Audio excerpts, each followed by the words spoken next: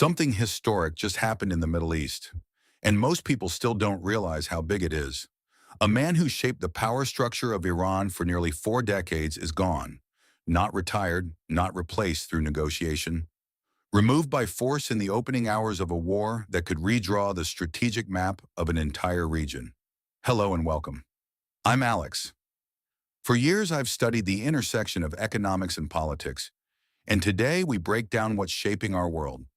Before we go further, if you want clear, serious analysis about the forces reshaping global power and the economy that affects your life here in the United States, make sure to subscribe to the channel. Your support keeps this work going and helps us keep cutting through the noise.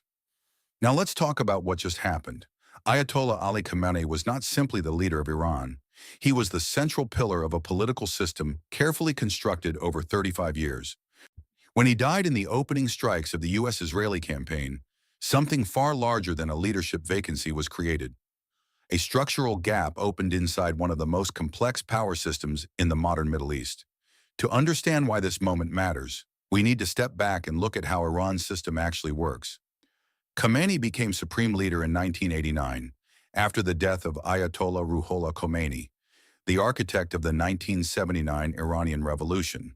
At that time, when Iran was still recovering from a devastating 8-year war with Iraq, the economy was fragile, the political system unstable, and the revolutionary ideology still being defined. Over the next 3 decades, Khamenei built a model of governance that blended religion, military power, and economic control into a single structure. At the top sat the supreme leader, not just a political figure, but the final authority over the military, intelligence agencies, judiciary, and major economic networks. Beneath that authority grew the Islamic Revolutionary Guard Corps, known as the IRGC. Originally created to protect the revolution, the IRGC gradually transformed into something much bigger. It became a parallel state. It controlled ballistic missile programs, overseas military operations, and a massive economic empire spanning construction, telecommunications, and energy. By the 2010s, an analyst estimated that organizations linked to the IRGC controlled significant portions of Iran's strategic industries.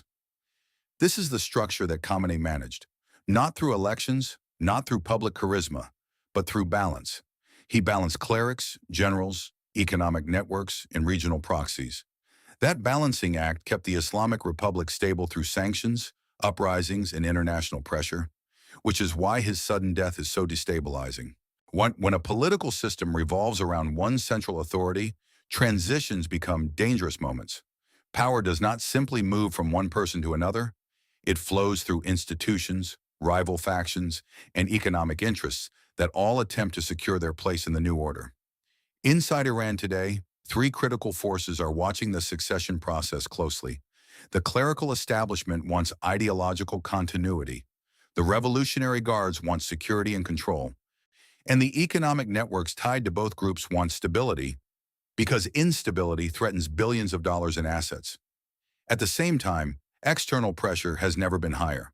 The United States and Israel are actively striking Iranian military infrastructure. Regional tensions are rising. Global energy markets are reacting. Oil prices move not just on supply, but on fear, and fear is spreading. The key question now is not simply who replaces Ali Khamenei. The real question is whether the system he built can survive without him. Because when a leader governs for 35 years, institutions often grow dependent on that individual's authority. Remove that authority suddenly, and hidden fractures inside the system can begin to appear. History shows us that moments like this are turning points. The fall of a single leader can either trigger collapse or trigger transformation. Right now, Iran stands precisely at that crossroads, and the decision about who steps forward next may determine not only Iran's future, but the strategic balance of the entire Middle East for decades to come. The man waiting in the shadows, Mojtaba Khamenei. There is always a moment in every power transition when attention quietly shifts from the fallen leader to the figure who has been waiting just outside the spotlight. In Iran today, that figure is Mojtaba Khamenei. For years, Mojtaba Khamenei existed in a strange political space, powerful, influential, yet deliberately invisible. Unlike ministers, generals, or public officials, he did not build his influence through elections or speeches. His power developed inside the inner circuitry of the Islamic Republic, where relationships, loyalty networks, and institutional leverage matter far more than public popularity. To understand why Mojtaba Khamenei has emerged as the leading contender to succeed Ali Khamenei, we need to look at how power actually functions inside Iran. And the Islamic Republic is often described as a theocracy. That description is only partially accurate. In reality, it is a layered power system built on three pillars: clerical authority, military enforcement, and economic patronage. The supreme leader sits at the intersection of all three, but the system does not operate automatically. It requires someone who understands how those three pillars interact. For years, Mojtaba Khamenei quietly positioned himself exactly at that intersection. Or inside Iran's security structure, his relationships with the Islamic Revolutionary Guard Corps are widely considered his greatest asset. The IRGC is not simply a military force, it is one of the most powerful economic actors in the country, controlling infrastructure projects, industrial investments, energy assets, and major construction contracts. Over time, the Guards evolved into both a security institution and an economic conglomerate. Any leader who cannot work with the IRGC cannot govern Iran effectively. Mojtaba appears to have spent years cultivating that relationship. While rarely appearing in public, he reportedly built close ties with senior commanders and developed influence within the networks that shape Iran's security strategy. In systems like Iran's, these quiet alliances often matter far more than public visibility. Supporters of Mojtaba Khamenei argue that continuity is essential right now, when Iran is in the middle of a military confrontation with the United States and Israel. Under those conditions, political uncertainty becomes dangerous. A familiar figure inside the existing power structure offers stability. From their perspective, Mojtaba represents the least disruptive option. But the path to power is far from simple. The Islamic Republic was born from a revolution that rejected hereditary rule. When the Shah's monarchy collapsed precisely because millions of Iranians believed political power should not pass through family bloodlines. Elevating the son of a supreme leader therefore carries serious ideological risks. Some clerics inside Iran reportedly worry about the optics. If Mojtaba becomes supreme leader, critics could frame the transition as the birth of a new dynastic system, something the revolution itself once condemned. There is also a strategic concern. In the current environment, the position of supreme leader is not only political, it is operational. The person who occupies that office becomes the ultimate decision-maker in a country under military pressure. Washington and Jerusalem have already demonstrated their willingness to target high-ranking figures within Iran's leadership structure. If Mojtaba Khamenei takes the position now, he would instantly become one of the most heavily scrutinized individuals in global geopolitics. Yet power transitions rarely wait for ideal circumstances. Inside closed political systems, succession often depends less on public approval and more on internal alignment among elite institutions. If key clerics, Revolutionary Guard commanders, and economic networks conclude that Mojtaba Khamenei offers the best chance of preserving stability, momentum could quickly shift in his favor. History provides many examples of leaders who emerge from behind the curtain rather than from the front of the stage. In moments of crisis, systems often turn to those who already understand the machinery of power. Mojtaba Khamenei has spent years inside that machinery. The question now is whether that quiet preparation was enough to position him for the most powerful role in Iran, at the most dangerous moment in the country's modern history. In Washington's calculation, why Trump rejects Reza Pahlavi. In Washington, the debate about Iran's future is unfolding in a very different way than many observers expected. For years, one name appeared repeatedly in discussions about a post-Islamic Republic Iran, Reza Pahlavi. As the son of the last Shah, he represents a symbolic link to Iran's pre-revolutionary era and a figure many in the Iranian diaspora see as a potential unifying leader. Yet President Donald Trump has made something very clear. Reza Pahlavi is not the figure the United States intends to elevate as Iran's next leader. At first glance, that decision surprises many people. In moments of geopolitical upheaval, great powers have historically supported exiled opposition figures as potential replacements for hostile regimes. The logic seems simple. Find a recognizable alternative, provide political backing, and allow that figure to become the face of a new government. But the reality of modern power transitions is far more complicated. Over the last 2 decades, Washington has accumulated painful lessons about what happens when leadership is imposed from outside a political system rather than emerging from within it. Iraq after 2003 is one example. Afghanistan after 2001 is another. In both cases, leaders supported by external powers struggled to build legitimacy among the institutions and populations they were supposed to govern. President Trump appears to be applying those lessons to the Iranian question. His public comments rejecting Reza Pahlavi reflect a strategic calculation rooted not in ideology, but in political realism. A leader returning from exile, even one with international recognition, would face immediate credibility challenges inside Iran. The Islamic Republic spent decades shaping a narrative of resistance against foreign interference. Any figure perceived as backed by Washington could instantly be framed as an instrument of external control. And in a country with a long history of political intervention by outside powers, that accusation carries real weight. Iranian nationalism is often underestimated in Western policy discussions.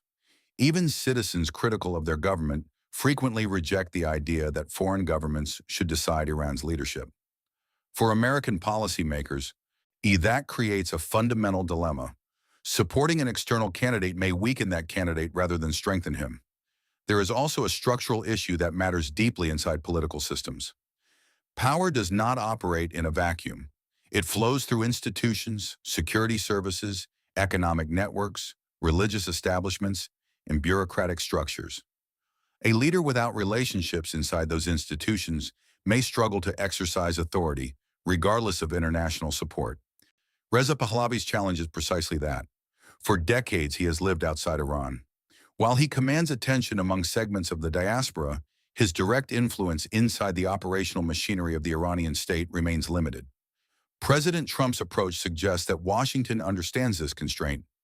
Rather than promoting an external figure, the current American strategy appears focused on altering the strategic environment around Iran's leadership structure. By targeting military infrastructure and weakening the regime's operational capacity, the expectation may be that internal political forces within Iran will eventually produce their own leadership transition. From a geopolitical perspective, this approach carries less immediate control but potentially greater long-term stability. Markets, governments, and regional actors all respond more predictably when political change appears to come from inside a country rather than through external imposition. An internally emerging leadership figure, even one with controversial views, tends to possess stronger institutional backing. For American audiences watching these events unfold, this distinction matters. Foreign policy decisions do not exist in isolation. They ripple through global energy markets, security alliances, and economic stability. The choice to reject Reza Pahlavi as a U.S.-backed successor therefore reveals something important about Washington's thinking. This is not simply a campaign aimed at installing a preferred political figure in Tehran. It is a strategic effort to reshape the balance of power surrounding Iran's leadership system. And that strategy suggests a deeper truth about the current moment. The United States is not trying to design Iran's next government. Instead, and it may be trying to create the conditions in which Iran's next government must emerge on its own. Israel's strategy, breaking the Iranian power structure. To understand what Israel is doing in this war, you have to look beyond the headlines about airstrikes and missile launches. This is not simply a campaign to damage Iran's military assets. It is something far more strategic. Israel is attempting to fracture the internal architecture of Iranian power itself. For decades, the Israeli security doctrine has been shaped by one central belief. Iran represents the most serious long-term threat to Israel's survival, not just because of nuclear ambitions, but because Tehran built an entire regional network designed to surround Israel with hostile forces, Hezbollah in Lebanon, armed groups in Syria and Iraq, and the Houthi movement in Yemen all form part of a strategic ring of pressure. From Israel's perspective, Iran is not just a distant rival. It is the command center of a multi-front security challenge. That is why Israeli strategy has evolved over time from deterrence to disruption. The current military campaign reflects that evolution. Israeli planners are not merely striking missile launchers or air defense batteries. They are targeting the connective tissue that allows the Iranian system to coordinate power across institutions. Command centers, communications networks, intelligence hubs, or in strategic facilities are all part of the operational map. In other words, Israel is not just trying to destroy weapons. It is trying to break the decision-making system that directs those weapons. This approach reflects a deeper understanding of how modern states project power. Military hardware matters, but leadership structures matter even more. If command systems become disorganized, even a large military can lose its operational effectiveness. And one of the most striking elements of the current campaign involves reported strikes connected to Iran's Assembly of Experts. This body holds the authority to select the Supreme Leader, making it one of the most critical institutions within the Islamic Republic's political framework. When an institution responsible for succession becomes a target in wartime, the strategic message is unmistakable.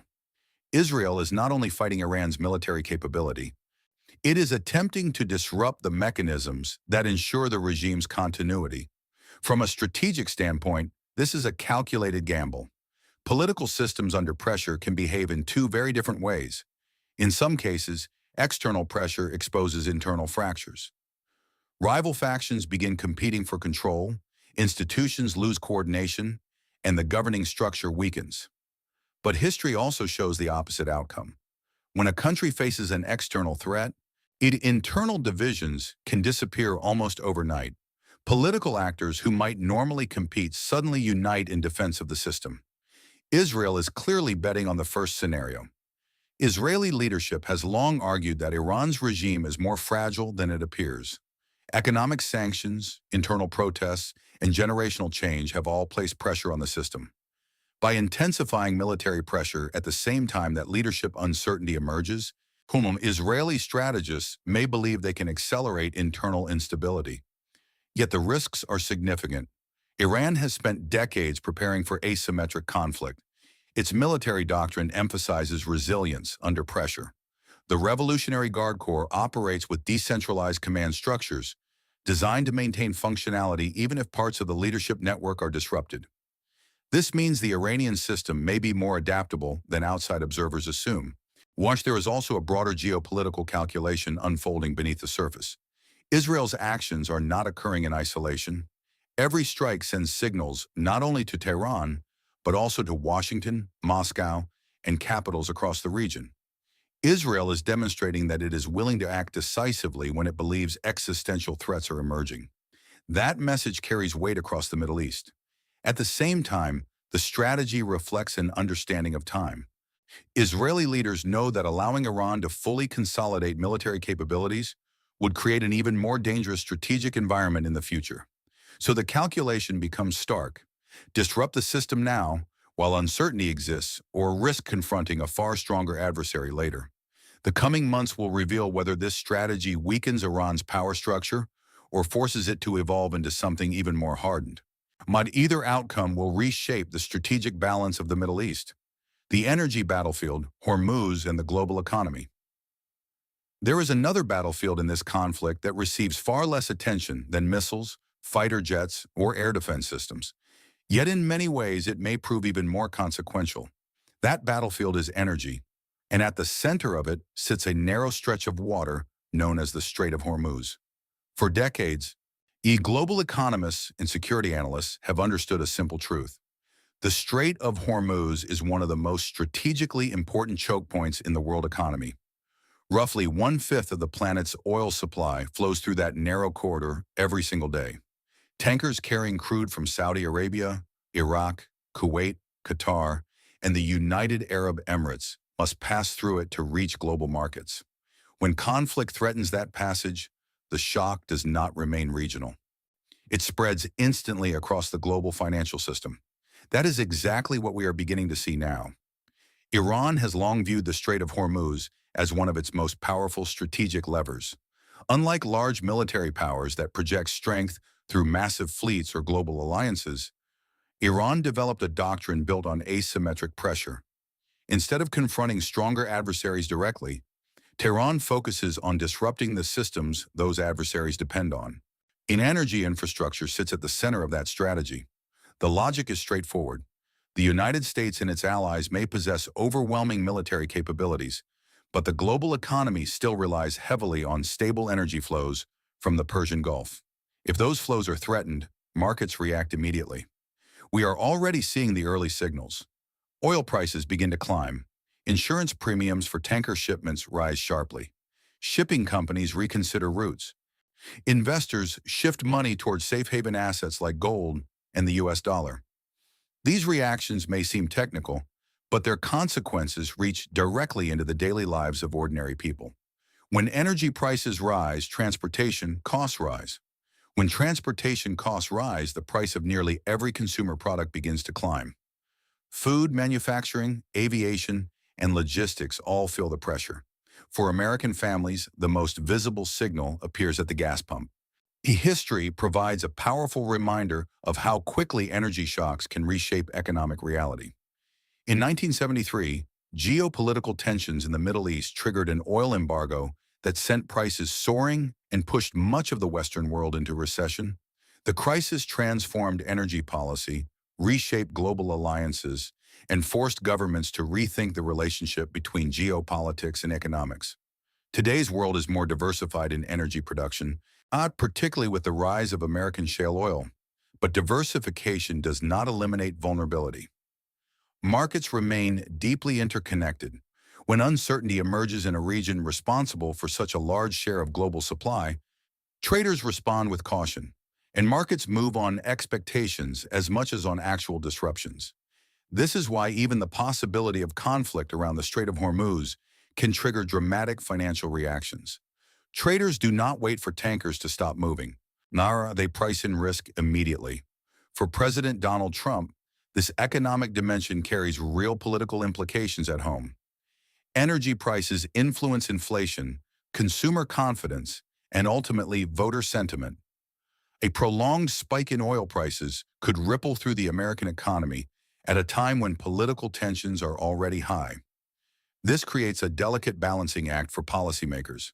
Military operations designed to neutralize strategic threats must be weighed against the economic consequences of prolonged instability in global energy markets. At the same time, Iran understands that energy leverage represents one of the few areas where it can influence global dynamics despite facing superior military power. That reality turns the Strait of Hormuz into something more than a shipping route. It becomes a pressure valve in the global economic system. If the conflict escalates and the flow of energy through that corridor becomes seriously disrupted, the effects would reach far beyond the Middle East. Financial markets would react sharply. Governments would scramble to stabilize supply. Strategic reserves could be released. And the economic shock could travel across continents within days. This is why energy remains one of the most powerful geopolitical weapons in the modern world. And in this conflict, control over that weapon may prove just as important as control over the battlefield itself. Russia, Europe, and the new global alignment. When major wars erupt, the battlefield rarely stays confined to the countries directly involved. The real transformation often happens in the global alignment of power. What we are witnessing now around Iran is not just a regional conflict between Iran, Israel, and the United States.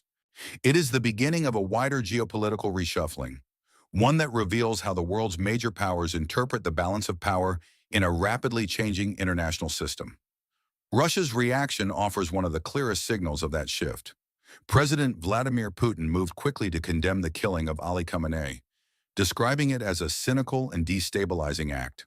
From Moscow's perspective, the issue is not only about Iran, it is about precedent. Russia sees the removal of a sitting leader through military action as part of a broader pattern of Western intervention in sovereign states. For years, Russian foreign policy has emphasized the defense of state sovereignty as a counterweight to Western influence. The Kremlin often frames geopolitical conflicts through this lens. Washington promotes political change in adversarial states, while Moscow positions itself as the defender of established governments. When this narrative plays an important strategic role for Russia, by supporting partners like Iran, Moscow strengthens a network of states that resist Western pressure. These relationships provide diplomatic leverage, economic partnerships, and access to regions where American influence has historically been strong. Iran, in particular, holds significant strategic value for Russia. The two countries share overlapping interests across multiple arenas: energy markets, military cooperation, and regional security dynamics stretching from the Caucasus to the Persian Gulf. Maintaining stability within Iran's political system therefore aligns closely with Moscow's broader geopolitical objectives. But Russia is not the only actor navigating this crisis carefully. Across Europe, reactions reveal a different set of priorities. European governments face a delicate balancing act. On one hand, not many of them remain close security partners of the United States and share concerns about Iran's military capabilities. On the other hand, European economies are deeply sensitive to geopolitical instability, particularly when it threatens energy markets and trade routes. Leaders such as Emmanuel Macron have expressed concern that military actions outside the framework of international law could escalate tensions further. For European policymakers, the immediate priority is not ideological victory but containment, preventing the conflict from spiraling into a broader regional war that could destabilize energy supplies and disrupt already fragile economic recovery. Germany's leadership has also signaled a pragmatic approach. Rather than focusing solely on the conflict itself, Berlin has begun discussing what the political landscape might look like after the crisis. While this reflects a longer-term strategic mindset, preparing for a potential transformation in Iran's leadership while attempting to preserve economic stability across Europe. These differing responses highlight an important truth about international alliances. Even when countries share broad strategic interests, their immediate priorities can diverge significantly. For the United States, the conflict centers on security concerns and the long-term balance of power in the Middle East. For Israel, it is about eliminating a perceived existential threat. For Europe, the central concern is stability, preventing shocks that could reverberate through energy markets and economic systems. Russia, meanwhile, views the crisis through a different strategic lens entirely. Every confrontation between Washington and its rivals creates an opportunity for Moscow to challenge Western dominance and strengthen its position within the emerging multipolar world. This is why the global response to the Iran crisis reveals something larger than the conflict itself. The international system is no longer defined by a single dominant narrative. Instead, multiple power centers are interpreting the same events through competing strategic frameworks. And as this conflict continues to unfold, those competing interpretations may shape the alliances, rivalries, and economic alignments that define global politics for years to come. The strategic endgame: three possible futures for Iran. Every geopolitical crisis eventually reaches the same question: what comes next? Wars are not only fought on battlefields, they are fought over the future shape of power, and when a system as complex as Iran's suddenly loses its central leader, the strategic endgame becomes a matter of intense global interest. Right now, the world is watching a nation standing at a crossroads. The death of Ali Khamenei did not simply remove a leader. It triggered a competition between institutions, economic networks, and political visions that have been quietly evolving inside Iran for years. The next phase will determine not only who leads Iran, but what kind of state Iran becomes. From a strategic perspective, three broad scenarios appear possible. Each one carries profound consequences for the Middle East, for global energy markets, and for the long-term relationship between Iran and the United States. Now, the first scenario is continuity under Mojtaba Khamenei. In this outcome, the internal power structure of the Islamic Republic closes ranks. Senior clerics within the Assembly of Experts move quickly to approve Mojtaba Khamenei as the next supreme leader. The Islamic Revolutionary Guard Corps provides institutional backing, ensuring stability within the security apparatus. When economic networks tied to the regime support the transition because their financial interests depend on preserving the existing system. Under this scenario, the Islamic Republic survives largely intact. The ideological framework established by Ali Khamenei remains in place. Iran's regional alliances and military posture would likely continue along a similar trajectory. But continuity does not mean stagnation. Mojtaba Khamenei would inherit a system under intense external pressure. Sanctions, a military confrontation, and generational change inside Iran would force adjustments.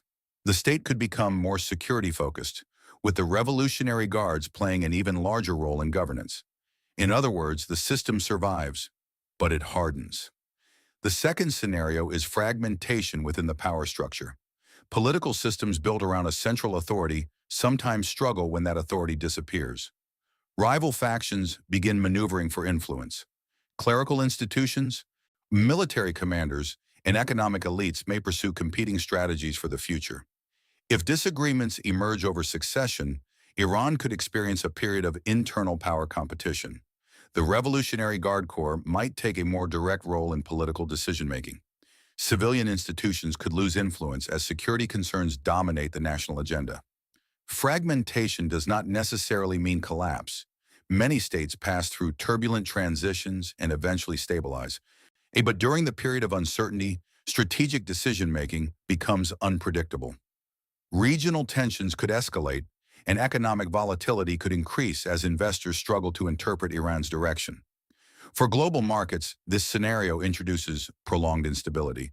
The third scenario is transformation. This is the least predictable outcome, but history shows it cannot be dismissed. Moments of crisis sometimes create opportunities for political evolution. Economic pressure, demographic change, and internal debate can gradually reshape institutions that once appeared immovable. Iran today has a young population, a sophisticated urban middle class, and a deeply interconnected economy despite years of sanctions. Within such societies, political debates often extend far beyond the visible leadership structure. A transformation scenario would not necessarily mean the immediate collapse of the Islamic Republic. Instead, it could involve gradual reforms, your new leadership models, or adjustments in how authority is distributed within the system. Over time, such changes could alter Iran's relationship with the global economy, with regional neighbors, and with the United States. But transformations rarely happen quickly. They unfold through years of negotiation, pressure, and adaptation. For policymakers in Washington, Jerusalem, Moscow, and European capitals, the uncertainty surrounding these scenarios presents both risk and opportunity. My strategic decisions made today will influence which path becomes more likely. The future of Iran is not predetermined. What we are witnessing now is the opening stage of a transition that will shape the geopolitical balance of the Middle East for decades. The central question facing the world is no longer simply who will replace Ali Khamenei. The real question is whether the system he built will reproduce itself, fracture under pressure, or evolve into something entirely new. And as we step back and look at the full picture, the story unfolding around Iran is not just about the death of a leader, a military campaign, or a political succession. It is about how power systems evolve under pressure. For more than 3 decades, Ali Khamenei stood at the center of Iran's political, military, and economic architecture. Around him formed a structure of clerical authority, revolutionary guard power, and financial networks that shaped the country's direction and its relationship with the world. His sudden removal opened a moment of uncertainty that few systems are fully prepared to face. Now the spotlight turns to figures such as Mojtaba Khamenei, whose quiet positioning within Iran's internal power networks may allow continuity to emerge from chaos. At the same time, decisions made in Washington, where Donald Trump has rejected the idea of elevating Reza Pahlavi, which signal that external powers are cautious about forcing leadership outcomes from the outside. Meanwhile, Israel's military campaign aims to disrupt Iran's strategic capabilities. Global markets are reacting to risks around the Strait of Hormuz, and major powers like Russia and European governments are recalculating their positions in a rapidly shifting geopolitical landscape. The deeper lesson here goes beyond geopolitics. History repeatedly shows that systems built around a single center of authority can appear stable for decades, until suddenly they are tested. When that moment arrives, the strength of institutions, alliances, and long-term planning becomes the deciding factor. For us as individuals, the lesson is strikingly relevant. Whether in careers, businesses, or personal lives, relying too heavily on a single pillar of stability can create hidden vulnerability. Resilient systems and resilient people build multiple foundations, adapt to change, and prepare for transitions before they arrive. So here's a quick question for you. In your view, which future is most likely for Iran after Ali Khamenei? A. The system stabilizes under Mojtaba Khamenei and continues largely intact. B. Internal divisions trigger a deeper political transformation inside Iran. Comment A or B below. I'm very curious to see what you think. And more importantly, what is your overall perspective on this moment in global politics? Do you believe this crisis will stabilize the Middle East, or could it trigger an even larger shift in the global balance of power? Share your thoughts in the comments so everyone in this community can learn from different viewpoints. If you found this analysis valuable and want more clear, thoughtful breakdowns of global politics and economics, make sure to subscribe to the channel. Your support helps keep these deep dives coming, and there are many more important stories ahead.